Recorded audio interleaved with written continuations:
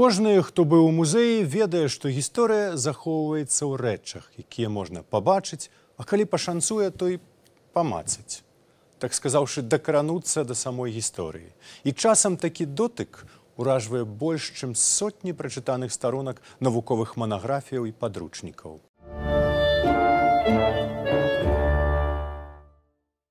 Так, напэўна, шмат цікавага магла б расказаць шашка менскага казначэйства.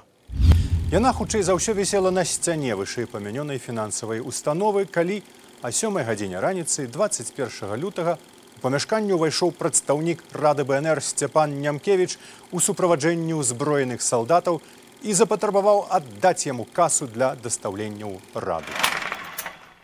Каля 20 000 рублёў папоўнілі касу народнага сакратарыяту, а заадно Сцяпан Нямкевіч, чалавек просты і вайсковы, прыхапіў з сабой шашку.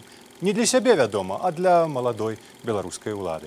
Шашка з усёй пашанай захоўвалася ў пакоях народнага сакратарыяту ў губернатарскім доме і прапала разам з усім майном, калі ў дом прыйшлі новыя гаспадары немцы. На жаль, далейшы лёс шашкі менскага казначэйства, магчыма, варты і раману, нам невядомы.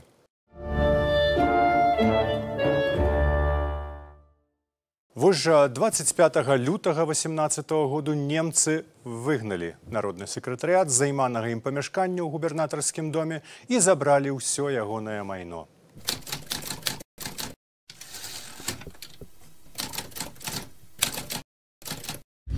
Апрача грошай, балючай стратай была рэквізіцыя 10 друкавальных машынак. Без іх справаводства беларускага ўраду было б паралізаванае.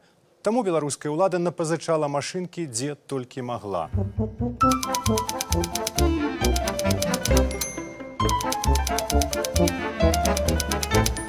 Пра іерархію ўлады і субардынацыю красамоўна сведчыць адзін дакумент. Беларуская вучнёўская грамада правяла ў Менску скарбонкавы збор і папрасіла народны сакратарыят налічыць ёй за гэта належны заробак. На гэтай пісьмовай просьбе стаіць рэзалюцыя загадчыка справаў народнага сакратарыяту Лявона Зайца.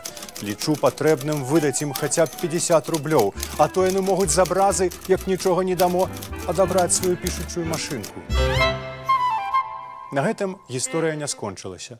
Праз месяц вучні запатрабавалі вярнуць ім іхны Ундервуд нумар 3, бо, цытую, у гэтым часе вучнёўская грамада занята вельмі пільнай працай па адбудаванні расейска-беларускага славара і перакладаў расейскай літаратуры на беларускую мову. Дзелавод народнага сакратарыяту робіць на лісце такую прыпіску. Пан Варонка сказаў, што машынка нам надта патрэбна, а матывы тут напісаныя не прымаюцца пад увагу.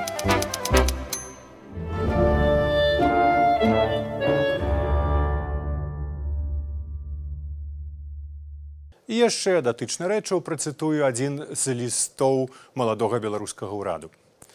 Народный секретариат БНР просит отдел местного хозяйства не отказать в любезности отпустить в пользование народного секретариата большой самовар с чайником и подносом за деньги, если можно без денег, ложечки, стаканы, кружки, тарелки, ножи, вилки и полотенца. Рэч у тым, што на момант падачы этой просьбы у касе народнага сакратарыяту пасля нямецкіх рабункаў заставалася крыху больш за 3000 рублёў. Для арыентацыі месячная пенсія раднага БНР складала 600 рублёў. Але ж без самавара ніяк.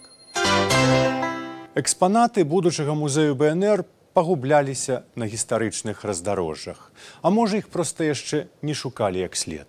І недзе затаіўшыся, яны яшчэ чакаюць сваіх археолагаў будучыні, якая ў мінулым.